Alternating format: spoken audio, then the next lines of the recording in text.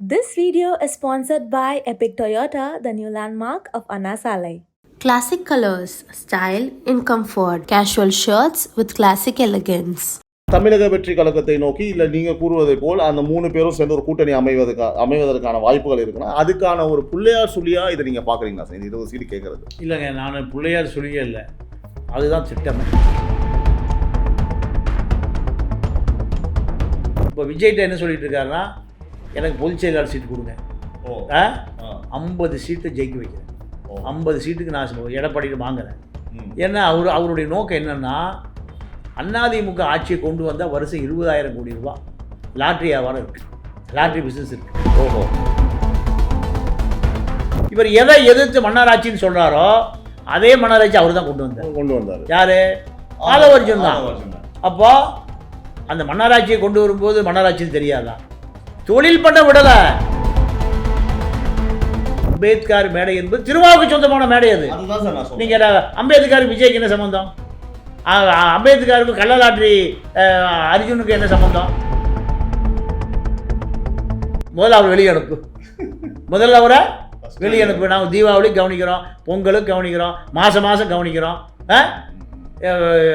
ஏவா வேலு எப்போ வேணுமோ பொட்டி அனுப்புகிறாரு.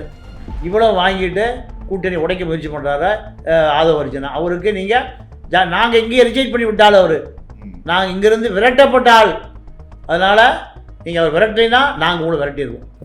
நாங்கள் கூட கூட்டணியே இல்லை.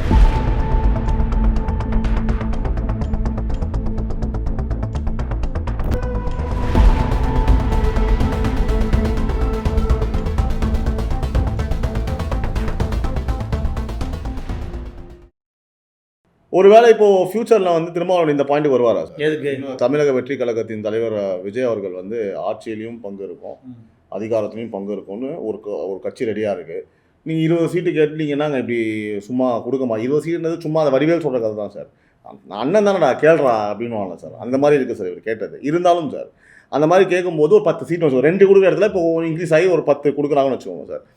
பேச்சுவார்த்தை போகும்போது தமிழக வெற்றி கழகத்தை நோக்கி இல்லை நீங்கள் கூறுவதை போல் அந்த 3 பேரும் சேர்ந்து ஒரு கூட்டணி அமைவதற்கான வாய்ப்புகள் இருக்குன்னா அதுக்கான ஒரு பிள்ளையார் சொல்லியாக இதை நீங்கள் பார்க்குறீங்களா சார்? இது 20 சீட்டு கேட்குறது இல்லைங்க, நான் பிள்ளையார் சொல்லியே இல்லை, அதுதான் திட்டமே.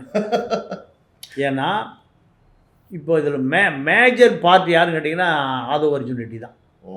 Major part. நீங்கள் இந்த அத்தனை கட்சிகளுக்கும் ஃபைனான்ஸ் அவர் தான் ஃபைனான்ஸ் பண்ண போகிறாரு.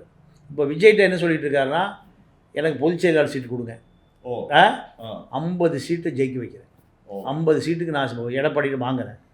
ஏன்னா அவருடைய நோக்கம் என்னென்னா, அதிமுக ஆட்சியை கொண்டு வந்தால் வருஷம் 20,000 கோடி ரூபா லாட்ரி வியாபாரம் இருக்குது, லாட்ரி பிஸ்னஸ் இருக்குது. ஓஹோ, இந்த லாட்ரி பிஸ்னஸை ஒத்துக்கொண்டு தான் மாப்பிள்ளை சபரீஷன் ஏற்றுக்கிறாரு. ஏற்று தான் 660 கோடி ரூபா எலக்ட்ரானிக் ஃபண்டில் கொடுக்குறாங்க, 300 கோடி ரூபா பிரசாந்த் கிஷோர் கொடுக்குறாங்க, 960 கோடி ரூபா செலவு பண்ணி தான் இவர் எதை எதிர்த்து மன்னராட்சின்னு சொல்கிறாரோ அதே மன்னராட்சி அவர் தான் கொண்டு வந்தார். யார்? ஆதவர்ஜுன் தான். அப்போது அந்த மன்னராட்சியை கொண்டு வரும்போது மன்னராட்சின்னு தெரியாதா? தொழில் பண்ண விடலை, லாட்ரி அடிக்க விடலை. அப்போ பைசா வாங்கினா சார்? பைசா வாங்கினா இல்லை, அரசியல்வாதி ஒன்மே டிராபிக் தானே. அரசியல்வாதி என்றைக்கு ரெண்டு வழியில் போனாங்க, வாக்குறுதி அள்ளி வீசுவாங்க.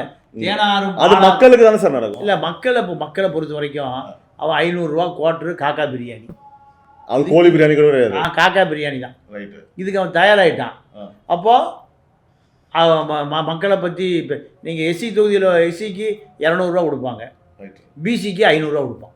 அது கூட பாவம் தான். அவன் தாழ்த்தப்பட்ட மக்களுக்கு அது சேரிக்கு எவ்வளோ ஓட்டுக்கு 200 ரூபா. அதை தாண்டி நீங்கள் மேல் ஜாதி இருக்கிற ஏரியாவுக்கு வந்தால் 500 ரூபா ஆகும். அப்போ அதுலேயும் பாவம் அவன். அதாவது கீழே இருக்கவங்க 200 500, இங்கே கோடிகள், அவ்வளோதான். அப்போது லாட்ரி தொழிலை மீண்டும் கொண்டு வரணுங்கிறது தான் ஆதவர்ஜுனா அரசியலுக்கு வர்றதுக்கு காரணமே. இதை மாப்பிள்ளை ஒத்துக்க மாட்டேன்ட்டார். கலைஞருடைய மனசாட்சி மாறன் அவர் தான் மாப்பிள்ளை மருமகன். அதே இப்போ ஸ்டாலினுக்கு மருமகன் யார்? சபரீஷன். அவர் கருணாநிதிக்கு மனசாட்சி முரசொலி மாறன், ஸ்டாலினுக்கு மனசாட்சி சபரீஷன். அவர் நெருங்கிய நட்பு, நெருங்கிய டீ குடிக்கிற கூட லண்டன் தான் போவாங்க. நம்ம டீ குடிக்கிறோம் பக்கத்து கடைக்கு நடந்து போவோம். ஆமாம் சார். அவங்க ரெண்டு எங்கே டீ சாப்பிடுவாங்க? லண்டனில் லண்டனில் தான் டீ சாப்பிடுவாங்க. அக்கௌண்ட் வச்சுருப்போம். ஆமாம். அப்போ அவர்களுக்கு டாலர்லாம் சாதாரண விஷயம், பவுண்ட்ஸும் சாதாரண விஷயம், யூரோவும் சாதாரண விஷயம். அப்போ இந்த 2 நண்பர்களும் ஏன் பிரிவு வருதுன்னு கேட்டிங்கன்னா, நீ ஓன் தொழிலில் பண்ணுற இல்லை. ஜி ஸ்கொயர் பாலா 50,000 கோடி சேர்த்து வச்சுருக்கான். எப்படி சேர்த்தான்? 2021 ஆட்சிக்கு வந்த பிறகு தான் 50,000 கோடி சேர்த்துட்டான். ஊரில் இருக்கிற நிலத்தை பூரா ஜி ஸ்கொயர்கள் வந்துருச்சு. ஆனால் நான் உனக்கு 1000 கோடி ரூபா கொடுத்தேன், ஏன் லாட்ரி கொண்டு வர முடியல? இதுதான்.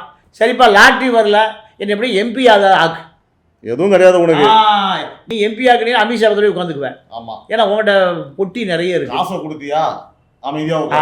அப்போ உன்னை நான் ஒழிக்காமல் விட மாட்டேன். இதுதான். நேராக டெல்லிக்கு போகிறாரு, அண்ணா திருமாவை பார்க்குறாரு, துணை பொதுச்சாளர் அறிவிக்கிறாங்க, மாநாடு நடக்குது, கள்ளக்குறிச்சி மாநாடு நடக்குது. ஆதவ அர்ஜுனா இல்லாமல் விடுதலை சிறுத்தைகளே இல்லை. நான் 4 படத்தில் நடிச்சுட்டு ஒரு துணை முதலமைச்சரா? என் தலைவன் 40 வருஷமாக தலித் அரசியல் பண்ண என் தலைவனுக்கு ஏன் துணை முதலமைச்சர் கொடுக்கலான்னு யாரும் கேட்கல. சிறுத்தைக்குள்ளே யாரும் கேட்கல. ஆனால் நல்ல ஸ்ட்ராட்டஜியாக இருக்கு. அப்போ இது சிறுத்தை கூட ரசிக்கிறான். ரசித்து நீங்கள் மேடை ஏறும்போது திருமாவுக்கு கை தட்டுறான், சிந்தனை செல்வம் ஏறுறான், ஒருத்தன் தட்ட மாட்டேங்கிறான். அடுத்து ஆளூர் ஷானவாஸ் திரும்பியே பார்க்கறது இல்லை, யார் போனாலும் திரும்பி பார்க்கறது இல்லை. ஆதவ அர்ஜுனா வந்தால் எல்லாரும் கை தட்டுறாங்க. என் தலைவனுக்கு நல்ல தளபதி, திமுகவை போட்டு புழிஞ்சு எடுக்கிற, 4 படம் நடித்தா போதுமா துணை இதான் தகுதியா? இது யாருமே கேட்கல. எனக்கு ஆட்சி அதிகாரத்துக்கு கூட அதிகாரத்தில் பங்கு கொடு, இதெல்லாம் கேட்ட பிறகு தான் ஆதவ அர்ஜுனாவும் விடுதலை சிறுத்தைகளும் தமிழ்நாடு முழுக்க பேசு பொருளாக மாறுது. சரியா? அப்போ திமுக இதை பார்த்துட்டு காய்ச்சல், குளிர், தலைவலி, கிட்னி ஃபெயிலியர், லிவர் ஃபெயிலியர் எல்லாம் ஆகி முதல்ல அவர் வெளியே அனுப்பு. முதல்ல அவரை வெளியே அனுப்பு. நாங்கள் தீபாவளி கவனிக்கிறோம், பொங்கலுக்கு கவனிக்கிறோம், மாதம் கவனிக்கிறோம். ஏவா வேலு எப்போ வேணுமோ பொட்டி அனுப்புகிறாரு. இவ்வளோ வாங்கிட்டு கூட்டணி உடைக்க முயற்சி பண்ணுறாரு ஆதவ அர்ஜுனா. அவருக்கு நீங்கள் நாங்கள் இங்கேயே ரிஜெக்ட் பண்ணி விட்டால் அவர், நாங்கள் இங்கேருந்து விரட்டப்பட்ட ஆள்.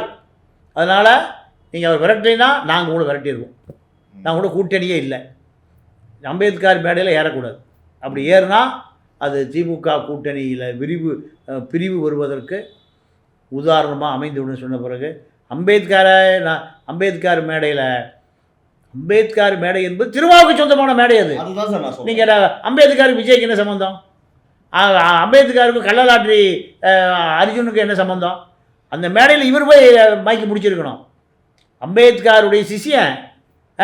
அப்போது அம்பேத்கர் மேடையில் திருமா ஏறக்கூடாதுன்னு திமுக கட்டளையிடுவதற்கு யார்? அது திருமாவளவன் எப்படி சார் பார்த்துருப்பாரு? எப்படி பார்த்துருப்பாரு? பெரிய கூட்டணி. ஏன்னா இப்போ திருமாவை விட சுற்றி இருக்கிற திமுக ஆட்கள் இருக்காங்க. அவர் சுற்றி சிந்தனை செல்வன், ஆளூர் ஷானவாஸ், பனையூர் பாபு, பாலாஜி எல்லாம், ரவிக்குமார் எல்லாமே திமுகவுக்கு ரொம்ப நெருக்கமான ஆட்கள். நீங்கள் திமுக இருந்தால் தான் தங்களுடைய அரசியல் சர்வைவெல்லாம் ஓடும். அதனால் திருமாவை விட அவங்களுக்கு திமுக தான் முக்கியம். அதன் அடிப்படையில் அவர்கள் திருமாவுக்கு கொடுத்த அழுத்தத்தில் திருமா வேறு வழி இல்லாமல் அந்த மேடைக்கு போகலை. இதுதான் அவருடைய பலவீனமே, திமுகவுடைய பலமே. இதுதான் இப்போது பேசு பொருளாக மாறி இருக்கிறது. சிறுத்தை வளர்ந்துருக்கான்னா சிறுத்தை ஜெயிந்திருக்கு. திமுகவை எதிர்க்க முடியாத சிறுத்தைக்கு என்ன அதிகாரம் இருக்குது? அவர் பிறந்த நாளுக்கு 62 அடி கொடிக்கம்பா மாதிரியிலே ஊமச்சிபுரத்துலேயும் நட்ட முடியல, நாகப்பட்டினத்துலேயும் நட்ட முடியல. அவர் சஸ்பெண்ட் பண்ணதுக்கான பர்த்டே கிஃப்ட் தான் சார் திரும்ப அந்த கொடி நட்டிருக்காங்க. அந்த கொடி நட்டுறதுக்கே அவர் பாவம் VORI 2 பேரும் சஸ்பெண்ட் பண்ணியிருக்காங்க. அப்போ மதுரையில் ஊமச்சிக்குளம் அவர் தான் முதல் ஏற்றின கொடிக்கம்பம். அப்போது இதுதான் ஆட்சி அதிகாரம், ஆட்சியில் பங்கு, அதிகாரத்தில் பங்கு, கொடிக்கம்பத்திலே பங்கு இல்லை சார். இதுதான் உண்மை. ஒரு கொடிக்கம்பத்துக்காக ஒரு மிகப்பெரிய திமுகவுடைய பேக் போன் இருந்தவர் ஒரு காலத்தில் மாப்பிள்ளைக்கு. இப்போ சிறுத்தைக்கு பேக் போனாக இருந்தவரை இழந்து தான் கொடிக்கம்பமே நட்ட முடிகிறது. சார் 2021 தேர்தலில் திருமாவளவன் அவர்களோட கூட்டணி இருந்ததால் தான் இந்த இடத்துல இவ்வளோ ஜெயிச்சிருக்காங்கன்ற கணிப்பு உங்கள்கிட்ட இருக்கா சார்? வட மாவட்டங்களில் வெற்றி பெற்ற பொன்முடி, ஏவா வேலு, துரைமுருகன், காந்தி, ராணிப்பேட்டை காந்தி, தாமோ அன்பரசன் எல்லாமே இன்றைக்கி இருக்கக்கூடிய ஒரு 4, 5, 6 மந்திரிகள் அத்தனை பேரும் தலித்து வாக்கு வங்கி இல்லைன்னா சார் சிம்பிளாக திருமாவளவன் அவர்கள் இல்லைன்னா அப்படி சொல்லலாம் சார். திருமாவும் தலித்து 2 வாக்கு வங்கி 2 ஒன்று தானே. ஓகே சார், தனித்தனியாக பார்க்க முடியாது. Right sir. இப்போ 6 மினிஸ்டர்ஸ் திருமாவளவனா இல்லை டிஎம்கேக்கு அவரை போய் இந்த மாதிரி பண்ணுறது என்ன சார் நியாயம்? இது வந்து திருமாவளவன் அவர்களோட பவர் வந்து அவருக்கே தெரியலன்னு வச்சுக்கலாமா சார்? அப்போது இல்லை, அவருக்கு எல்லாம் தெரியும். அறிந்தது, அறியாதது, புரிந்தது, புரியாதது எல்லாம் அவருக்கு தெரியும். ஆனால் அவர் எப்போ முடிவெடுக்கணுங்கிறத அவர் தான் தீர்மானிப்பார். அவரால் முடிவெடுக்க முடியும். கடைசி நேரத்தில். ஆமாம் சார், எனக்கு ஒரு விஷயம் ஞாபகம் வருது சார். அதிமுக கூட்டணியில் இணைவார். அதுதான் எதிர்காலத்தில் நடக்கும். அதை யார் நினைத்தாலும் தவிர்க்க முடியாது. நன்றி, வணக்கம். வணக்கம் சார், தேங்க்யூ.